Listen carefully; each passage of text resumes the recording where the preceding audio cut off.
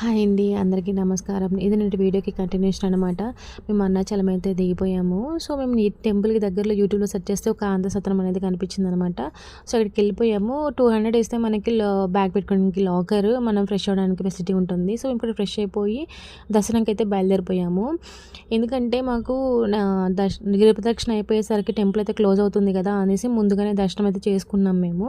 So, road అయితే ఇలా ఉందండి. 3 కిలోమీటర్స్ వరకు ఇలానే ఉంటుంది. రోడ్ అనేది కన్స్ట్రక్షన్ వర్క్ జరుగుతుంది. మేము టెంపుల్కి నియర్ బై ఉందన్నమాట. అక్కడ నుంచి వాకబుల్ డిస్టెన్సే. సో, చూస్తున్నారు కదా, నా టెంపుల్ మెయిన్ వ్యూ చాలా బాగుందండి. అసలు ఆ మెయిన్ ఆ వ్యూ చూడంగానే మనసుకి చాలా ప్రశాంతంగా అనిపించింది. సో, ఇది టెంపుల్ లోపల ఎంట్రన్స్ అనమాట. ఇక్కడ మనకి కొబ్బరికాయలు అన్నీ అవైలబుల్ ఉంటాయి.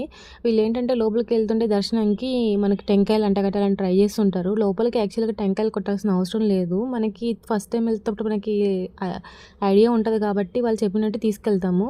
సో, మాకు అలాంటి ఎక్స్పీరియన్స్ అయిందనమాట. తీసుకెళ్లాల్సిన అవసరం ఏం లేదు. మనం గిరి ప్రదక్షిణ స్టార్ట్ చేసేటప్పుడు మాత్రమే టెంకాయ కొట్టి స్టార్ట్ చేయాల్సి ఉంటుంది. సో, ఇది దర్శనంకి లోపలికి అనమాట. మెయిన్ బయట నుంచి వ్యూ అనమాట ఇది. గుళ్ళో ఇలా శిల్పాలు ఎంత బాగున్నాయో.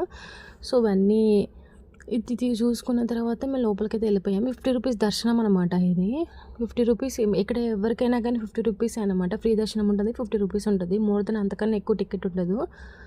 సో, ఈ చుట్టుపక్కల నాలుగు దిక్కుల 4 రాజగోపురాలు ఉంటాయి. 2 అనేది మధ్యలో ఒకటి ఉంటుంది. మొత్తం 9 ఉంటాయి అన్నమాట.